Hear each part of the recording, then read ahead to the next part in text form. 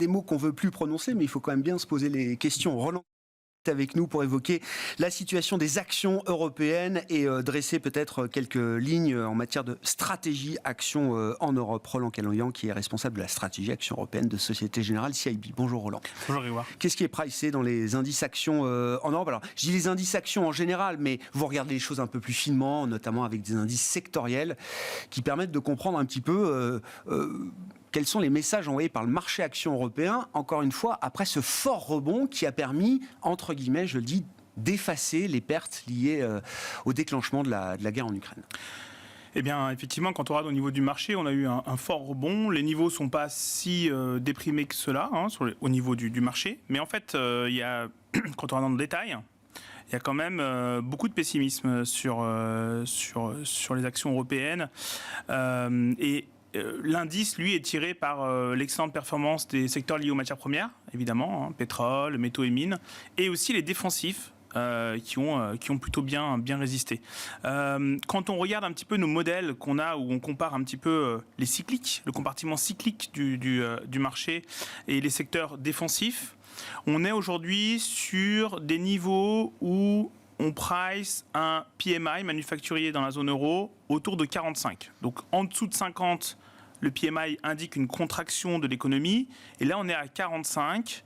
Le dernier chiffre qu'on avait du PMI, c'était quand même 58. On n'est pas naïf, ça va baisser. Ouais. Mais est-ce qu'on va rester durablement en dessous des 50 ? Est-ce qu'on aura vraiment une récession ? Donc ça, c'est la vraie question. En tout cas, il y a certains secteurs qui sont vraiment sur des niveaux de valorisation extrêmement intéressant aujourd'hui, et en particulier les secteurs qui sont liés à la consommation. Ouais, des secteurs, alors on pourra détailler, mais des secteurs dont vous dites effectivement qui intègrent beaucoup plus qu'un simple trou d'air sur la production ou sur la croissance, qui intègrent vraiment un scénario beaucoup plus sévère que ce qu'on peut imaginer peut-être aujourd'hui. Oui, et le marché s'est positionné pour un scénario type stagflation, c'est-à-dire quand je disais matières premières d'un côté et défensif de l'autre, ça c'est typiquement le portefeuille de stagflation. Parce que stagflation, c'est récession et inflation. Récession, on préfère les défensifs. Et inflation, on va chercher les matières premières. Donc c'est ça que le marché s'est vraiment positionné là-dessus. Alors effectivement, quand on regarde les indices CAC 40, Stock 600, etc., puisqu'on a des matières premières et des défensifs, bah, ça tient plutôt pas trop mal, mais effectivement, il y a d'autres pans qui indiquent déjà un fort ralentissement économique. Et c'est pas étonnant alors de trouver le secteur de la consommation, j'imagine, dans ces secteurs très affectés par la situation actuelle, qui price quelque chose de très négatif, qui sont déjà dans une forme d'excès, vous dites, en termes de valorisation ou de de-rating, Roland ? C'est l'automobile, par exemple. Ouais. L'automobile en Europe qui se traite sur un PE de 6. Au début de l'année, on était sur un PE de 7,5. Donc, vous voyez, le dérating est assez important.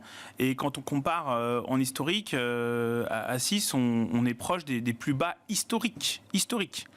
Sachant que les perspectives ne sont pas mauvaises pour le secteur, parce qu'il y a beaucoup de gens qui n'ont pas pu acheter l'automobile. On le voit bien sur les immatriculations qui ont été en baisse depuis le Covid, pour des problématiques d'approvisionnement, etc. Donc là, il y a effectivement, quand on achète une action, on n'achète pas simplement le bénéfice de l'année 1, mais on se projette sur plusieurs années. Et là, effectivement, il y a un phénomène de rattrapage, puisque les gens n'ont pas pu acheter leur voiture les 2 dernières années. Et quoi, le marché oublie les carnets de commandes qui sont toujours là, remplis pour les prochains mois, les prochaines années ?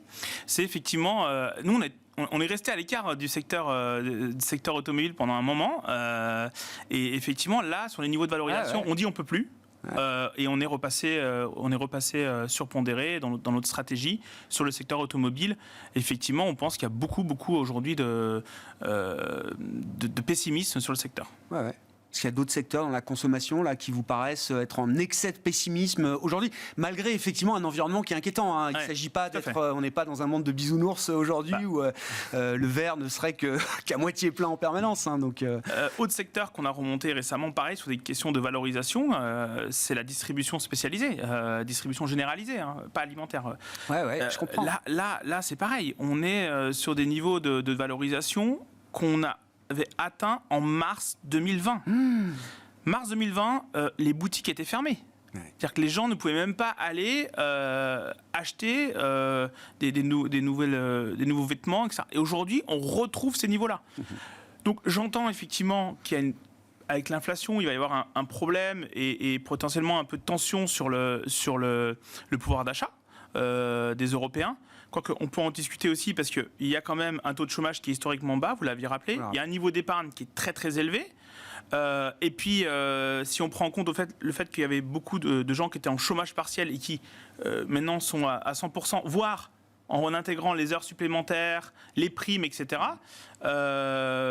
effectivement, l'impact devrait être plus mesuré que ce qu'attend le marché. Et la distribution, c'est un des secteurs sur lesquels les analystes ont déjà commencé à baisser leurs estimations. Donc on pense effectivement que c'est un bon moment pour venir en rajouter dans les portefeuilles. Ouais, je comprends. Très très clair, effectivement. Alors voilà, si on ne croit pas un effondrement total de l'économie, il y a des opportunités déjà dans ce marché action européen. Si on regarde sur un plan peut-être plus long terme, plus stratégique, on évoque beaucoup alors les grandes thématiques, les méga tendances, hein, ça fait des années que les investisseurs s'appuient sur ces méga trends pour flécher leurs investissements long terme stratégiques. Qu'est-ce qu'on peut dire des méga tendances qui existaient avant le conflit ukrainien et la crise géopolitique avec la Russie? Est-ce qu'il y a de nouvelles tendances qui apparaissent? Est-ce qu'il y a des tendances qui sont renforcées, multipliées d'une certaine manière? Je vais commencer par celle que j'avais déjà présentée sur ce plateau. Que vous défendez depuis la première heure. Le Green Deal, oui. Évidemment. Et ce qui est très intéressant sur le Green Deal, c'est que on l'avait joué pour des raisons de décarbonisation de l'Europe, réduction des gaz à effet de serre. Il y avait tout ce plan qui était mis en place d'investissement sur plusieurs années. Et on s'aperçoit qu'avec cette crise, on est passé d'un point de vue très, on va dire, écologique à un point de vue géostratégique. Aujourd'hui, quand on écoute la Commission européenne, le Green Deal, les investissements dans les énergies renouvelables, c'est devenu une stratégie. Non pas que pour se décarboner, mais aussi pour l'indépendance énergétique. Et ça, Ursula von der Leyen, la présidente de la Commission européenne, insiste beaucoup là-dessus, les différents gouvernements aussi. Donc il va y avoir une volonté d'accélérer les investissements dans les prochaines années. Et il y a aussi un besoin peut-être aussi de simplifier un peu. On a vu en Allemagne, ils veulent simplifier un petit peu aussi les normes pour pouvoir accélérer et mettre en place plus rapidement des panneaux solaires, de l'éolien, etc. Donc là, c'est vraiment pour nous encore le cœur de notre stratégie. Ça ne fait que renforcer cette conception. Mais est-ce qu'on peut imaginer même que le levier ou la nécessité d'indépendance énergétique sur le plan stratégique soit au moins aussi important, voire plus important encore que la nécessité de décarboner l'économie? En tout cas, ça ne fait qu'ajouter à cette nécessité de passer au renouvelable. Avec d'une pierre, vous faites deux coups, en fait. C'est ça qui a changé. Et ça, c'est très, très important aujourd'hui. Ouais, c'est très important, tout à fait. Et... Vas-y, Roland. Je voulais juste dire qu'effectivement, sur les dernières semaines, on a eu un fort rebond de ces actifs, de ces actions qui sont liées à cette thématique-là, à la thématique du Green Deal, la transition énergétique. Les investisseurs ne se sont pas trompés. Non, effectivement, ils en ont rajouté déjà, et on pense effectivement qu'il y a encore de la tendance pour les prochaines années. Il y a un autre thème, alors évidemment, qui devient un thème majeur et un thème dont on parle explicitement aujourd'hui, y compris autour de cette table, c'est le thème de la défense. Qui dit défense dit armement, d'une certaine manière. Et c'est vrai que ce sont des valeurs. Alors, moi, je sais que les gérants avaient peu l'habitude de communiquer sur ce genre de valeurs qui étaient détenues par beaucoup d'investisseurs. Ce sont des valeurs de grande qualité sur le plan financier, notamment.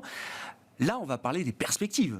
Il y a quelque chose de nouveau qui est en train de se passer également sur le plan européen, Roland. Voilà, c'est les annonces qui ont été faites. Là, encore une fois, quand on est en train de regarder d'un point de vue stratégique ce qui a changé en Europe, les annonces qui ont été faites, presque structurelles, il y a un changement majeur. En Allemagne en particulier, depuis la fin de la Seconde Guerre mondiale, il y a eu une annonce d'augmentation massive du budget de la défense. Donc il y a 100 milliards qui a été proposé par le chancelier allemand. Ça ramènerait effectivement le budget de la défense à plus de 2% du PIB. Je vous rappelle les guidelines de l'OTAN. C'est 2% de dépenses par an du PIB. Et il y a une deuxième métrique aussi, on n'en parle jamais, mais c'est 20% en dépenses d'équipement. D'accord. Dans ces 2% de dépenses, il faut qu'il y ait 20%, un cinquième qui soit dédié à de l'équipement réel. Tout à fait. Et pas juste de l'administratif ou autre chose. Et l'Allemagne était en retard sur les deux. Elle était à 1,5% de budget de défense et elle était à 18,5% en équipement. Et donc là, effectivement, il va y avoir une augmentation pour les deux. Donc on peut imaginer que dans les mois, les années à venir, il va y avoir effectivement des carnets de commandes qui vont être plus importants pour les valeurs qui sont spécialisées dans ce domaine-là. C'est des sociétés européennes qui en profiteront, Roland ? Logiquement, oui, effectivement. Non, mais c'est une question. Hein. Oui, les Européens vont essayer effectivement d'acheter européen. Et ce qui est intéressant, c'est il y a aussi d'autres secteurs, alors qui sont moins directement impactés, mais dans l'ingénierie par exemple, et même dans la partie logicielle, parce que il faut faire il y a un besoin quand on construit des satellites, etc., d'avoir des logiciels spécialisés, et donc il y a effectivement les valeurs, les pure players dans la défense, mais il y aura aussi un impact sur d'autres secteurs. Typiquement liés à l'ingénierie, liés au logiciel, etc., qui peuvent bénéficier aussi en partie de ces investissements. Bon, et puis derrière la défense, il y a aussi alors, le thème de la cybersécurité, mais que j'associe désormais aux questions de défense, d'une certaine manière. Ce thème de la cybersécurité, il était plus facile à mettre en avant, j'ai l'impression, par les investisseurs. Mais là aussi, tout est renforcé, tout est multiplié, et on comprend bien que le budgétaire, puisque c'est désormais le budgétaire qui guide les marchés, entre guillemets, il y aura, pour ce secteur de la cybersécurité, là aussi, des dépenses, alors soit de la part des entreprises, soit de la part des États, mais qui vont être massives dans les prochaines années encore. Ça touche tout le monde, la cybersécurité. C'est ça qui est assez incroyable. C'est que c'est les gouvernements, c'est évidemment les ménages, les entreprises. C'est un peu la contrepartie de la digitalisation de notre économie. Tout est digital aujourd'hui. On paye nos impôts en ligne, voilà. Donc il faut avoir des systèmes de sécurité, parce que les cyberattaques évoluent aussi. C'est ça qui est important. Hein. C'est pas toujours la même manière donc, qui arrive. Donc effectivement, il y a un besoin d'avoir de la cybersécurité.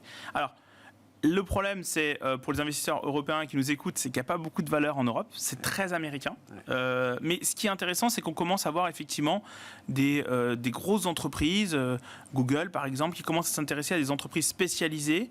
Donc ça, c'était la semaine dernière par exemple. Mais effectivement, il y a ce besoin, il y a cette recherche sur une tendance longue qui va rester en croissance très, très forte les prochaines années. Donc ça, c'est là aussi, d'un point de vue stratégique pour les portefeuilles, c'est quelque chose qu'on recommande de maintenir. Merci beaucoup Roland, merci d'être venu évoquer pour nous le cas d'investissement des actions européennes. Bon, il y a tactiquement des opportunités et puis stratégiquement des grandes guidelines qui sont dictées par les États aujourd'hui. Ce sont les politiques budgétaires qui flèchent une grande partie des investissements qui peuvent être réalisés stratégiquement sur les marchés financiers, sur les marchés actions en Europe notamment. Roland Caloyan qui était avec nous, responsable de la stratégie action européenne de Société Générale CIB, invité de Smart Bourse à la mi-journée. On se retrouve à 17h en direct pour une nouvelle émission sur Bismart.